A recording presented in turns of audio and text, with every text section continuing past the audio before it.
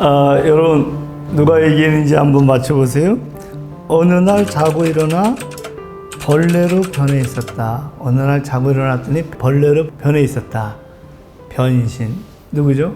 카프카거든요. 자, 오늘 제가 북레터 상상상의 책을 카프카의 도련한 출발, 도련한 출발이죠. 도련한 출발을 가지고 왔거든요. 카프카는 본인이 40살에 요절을 했거든요. 죽으면서 친구에게 내 모든 글들을 불태워라. 물론 뭐 몇 개 남겨놓고 얘기는 했지만, 그랬을 때 그때 많이 남겨진 글들, 친구가 이제 자기 친구 얘기를 안 들은 건 거죠, 카프카에. 그래서 요 두 권의 책에 수록되어 있거든요. 자, 그러면 아닌 밤중에 왜 카프카냐? 카프카 사후 100년이 된 해거든요. 그래서 오늘 카프카의 이야기를 한번 해보자. 자, 어느 날 내가 일어났더니 벌레가 돼 있었다. 왜 벌레가 됐는지 설명을 하지 않거든요. 단지 벌레가 됐기 때문에 굉장히 이게 완전히 부조리한 건 거죠. 자, 그럼 벌레가 됐으면 가족들이 어떻게 해야 돼요? 이렇게 케어를 해줘야 되는데, 가족들은 귀찮다. 그리고 나중에 아버지가 사과를 던져서 죽이잖아요. 그리고 가족들은 오히려 즐거워하잖아요. 부조리하거든요. 카프카 이야기는 온통 부조리한 것들로 가득 차 있거든요. 그래서 까미가 나중에 시시푸스의 신화에서 보면, 이게 카프카의 얘기가 시시푸스의 신화에 나오는 아주 부조리한 인간의 현실을 이야기한다. 자, 여러분 이 책은 읽기가 굉장히 좋아요. 왜냐하면 A4 용지 반장도 안 되는 글들이 많거든요. 제가 하나 읽어드릴게요.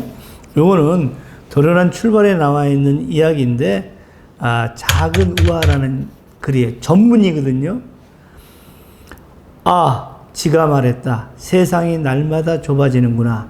처음엔 하도 넓어서 겁이 났는데 자꾸 달리다 보니 마침내 좌우로 벽이 보여서 행복했었다. 그런데 이 긴 벽돌이 어찌나 빨리 마주 달려오는지 나는 어느새 마지막 방에 와 있고 저기 저 구석엔 덫이 있다. 나는 그리로 달려가고 있네. 너는 달리는 방향만 바꾸면 돼. 라고 고양이가 말하며 쥐를 잡아먹었다. 여러분, 이거 뭔 얘기예요 도대체? 그런데 이것도 이제 인간이라고 생각하면 쥐가 처음에는 어땠냐면 상당히 세상이 넓었거든요. 근데 자꾸 좁아지다가 나중에는 고양이에게 잡혀먹거든요. 얼마나 부조리한 인간의 현실을 보여줄 수도 있는 것이 아니냐. 이렇게 이제 카프카는 온통의 글들 속에서 부조리, 불안, 불행 이런 것들이 담겨 있거든요. 자, 그런데 이런 카프카의 그런 도대체 이해하기가 쉽지가 않거든요. 뭔 얘기를 하는지. 그 모든 공간들은 독자들의 몫으로 남겨두는데, 중요한 것은 그 이후, 카프카 사후 이후에 1940년대 이제 실존주의가 나올 때, 실존주의는 뭐라고 얘기하냐면, 실존주의 이런 얘기를 합니다. 카프카는 실존주의의 원형을 제공했다. 자, 그러면 이제 카프카를 이해하려면 실존주의를 이해해야 되지 않을까? 제가 이제 실존주의 얘기를 좀 해볼게요. 실존주의는 이런 얘기를 합니다. 실존은 반드시 본질이 앞선다. 본질은 실존에 앞선다. 이게 근대 철학이거든요. 인간이라는 것은 신의 본질을 따라서 지어졌고요.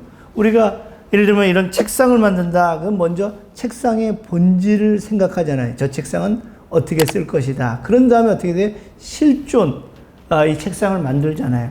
이게 근대 철학이거든요. 나는 생각한다. 그러므로 존재한다. 생각하는 나라는 본질이 있은 다음에, 그런 다음에 내가 존재하거든요. 근데 실존주의는 나는 실존한다. 그리고 나서 본질이 나타난다. 또는 본질이 만들어져 간다. 이런 얘기거든요. 자, 사르트르의 어떤 실존주의는 휴머니즘이다에 나오는 글 한번 읽어볼게요. 신은 직공이 하나의 정의, 하나의 기술에 따라서 페이퍼나 나이프를 만드는 것과 마찬가지로 여러 기술과 개념에 따라 인간을 만드는 것이다. 이렇게 해서 인간은 저마다 신의 오성 안에 존재하는 하나의 개념을 실현하게 된다. 태초에 말씀이 있었느니라. 말씀대로 만들어졌거든요. 본질에 따라서 이것이 만들어졌는데 사르트르는 인간에게 전제된 본질은 존재하지 않는다. 인간은 스스로 만드는 것 이외에 아무것도 아니다. 이렇게 얘기를 하거든요. 놀라운 얘기죠. 자, 그런데 인간이 인간을 만들 때는 어떻게 되냐? 기투를 해야 된다. 또는 이것을 우리가 투기라고도 번역을 하는데, 투기는 뭐냐면 한자어로 던질 투, 깨알 기. 그러니까 나를 이 세상에 내가 탁 던져가지고 뭐가 될지를 깨야 한다는 의미거든요. 그러니까 내가 탁 던져져 봐야지. 그리고 뭘 해봐야지 내가 누군지를 알지. 내가 어떤 본질을 갖고 탁 나타나서 본질을 실현하는 것이 아니라는 건 거거든요. 그래서 이제 사르트르의 얘기를 좀 더 들어보면 이 기투, 이 투기, 곧 미래를 향해 스스로를 던지기 이전에는 아무것도 존재하지 않는다. 그 무엇보다도 명료한 신의 뜻 안에 존재하고 있지 않다. 인간은 무엇보다도 먼저 미래를 향해 스스로 이렇게 되고자 투기해야 된다. 과연 실존이 본질에 앞선다고 한다면 인간은 스스로 존재하는 것에 대한 책임이 있다. 따라서 실존주의의 처음 절차는 저마다 스스로 존재하는 것을 파악하고 스스로의 실존에 대해 모든 책임을 지게 하는 일이다. 인간이 스스로에게 책임을 갖는다고 할 때는 엄밀한 의미의 개인에 대한 책임이 아니라 모든 인류에 대한 책임을 의미한다. 자, 나는 이 세상에 딱 어떤 본질도 없이 나왔어요.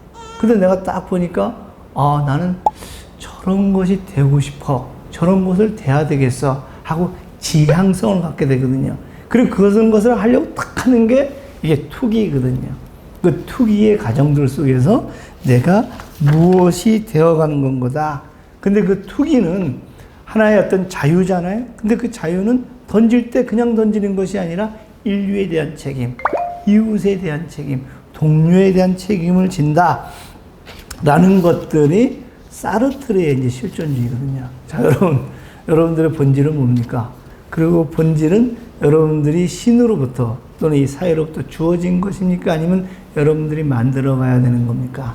대부분은 이 사회가 주어진 것을 수능하면서 사회가 주어진 본질에 따라 산다는 건 거예요. 근데 실존주의는 그런 본질은 외부로부터 주어졌기 때문에 너가 투기를 통해 갖고 너 스스로를 만들어야 된다. 이렇게 주장하고 있거든요. 근데 인간은 왜 그러면 그렇게 투기를 안 하는지 아세요? 불안하거든요. 이 부조리한 것을 내가 잊으려고 하거든요. 안 보려고 하거든요.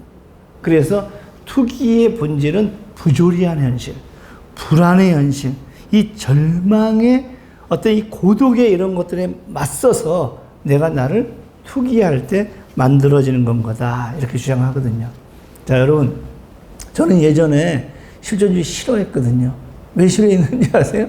실존주의하고 어떤 진보적인 것, 특히 마르크스주의하고 배치된다고 생각했거든요. 그런데 사르트르는 자기가 마르크스주의자라고 얘기를 해요. 그리고 무신론자라고도 얘기를 하고요. 그래서 그럼 어떻게 그것이 연관성이 있어? 그리고 당시의 공산주의자들이 사르트르를 막 공격해요. 너는 공산주의와 마르크스주의와 상관이 없다. 근데 사르트르는 이제 그러니까 어떻게 돼? 자기는 마르크스주의자라고 생각했는데 저쪽에서 아니라고 하니까 당시의 공산당 기관지 악시용에 자기의 반박하는 글을 실어요. 어떻게 글을 싣냐면 이 사람의 그 글의 제목은 실존주의에 대해 비판에 대답한다 이런 얘기를 하는데 이 사람이 이렇게 얘기하거든요. 실존주의란 마르크스 안에서 찾아볼 수 있는 인간관계가 그리 멀리 떨어져 있지 않다. 마르크스라면 인간에 대해 인간이란 만들면서 스스로를 만들어가고 스스로 만든 것 이외에는 아무것도 아니라는 말을 받아들이지 않을까? 우리는 여지껏 세상을 해석해왔는데 세상은 끊임없이 운동을 통해서 만드는 것이다. 이게 마르크스 얘기거든요. 그러니까 이제 사르트르는 계급 투쟁은 하나의 사실이다. 나는 거기에 완전히 동의한다. 그런데 우리의 자유는 계급 투쟁이라는 현실을 회피하면서 순응할 수도 있지만 그것을 변화하려고 하는 투기도 할 수가 있는 건 것이다. 그런 점에서 실존주의는 끊임없는 자기를 투기한다는 의미에서 마르크스와 만나지 않을까? 우리는 사회의 배반자 취급을 받고 있다. 실존주의죠. 이와 같은 자유에 대한 생각을 가지고 있는 당신들은 인간이 자신의 쇠사슬을 털어버리는 일을 방해하는 것이다. 얼마나 어리석은 일인가?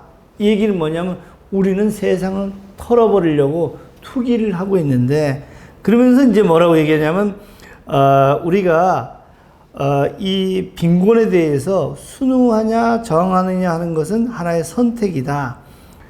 선택하는 일이 언제나 가능하기 때문에 자유인 것이다. 물론 가난을 피할 수는 없다. 하지만 가난과 싸우는 일을 선택할 수 있다. 가난이 인간의 숙명임을 거부하는 인간이 된다는 것을 선택할 수 있고, 그것이 실존주의와 마르크스주의가 만나는 것이 아니냐, 이렇게 이제 사르트르는 얘기하거든요.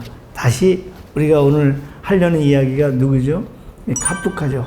카프카는 사실 이런 부조리한 현실을 끊임없이 드러냄으로 인해서 우리에게 빈 공간들, 그리고 빈 공간들은 실존주의에 보면 너가 거기에 투기해야 된다. 미래를 향해서 끊임없이 희망을 가지고 변화시켜야 된다. 그러지 않았을까요? 근데 이 책을 왜 읽어야 되는지 아세요? 제가 마지막 한 가지 말씀드리면, 카프카가 20살 때 자기 친구에게 편지를 씁니다. 뭐라고 쓰냐면 이런 얘기를 하거든요. 한 권의 책은 우리 안에 얼어붙은 바다를 깨는 도끼이어야 해. 이 도끼 무시무시하죠? 그 얘기는 뭐냐면 이 카프카의 책은, 짧은 우화들은 어떤 것이냐면 우리 안에 얼어붙은 바다를 깨는 도끼. 그러니까 우리를 세상을 향해서 투기하게 하는, 그래서 인류의 책임을 지게 하는 도끼와 같은 역할을 하고 우리에게 그런 것에 대한 비판과 상상을 던지거든요. 자, 여러분, 카프카를 만나보시기를 진심으로 기대하겠습니다.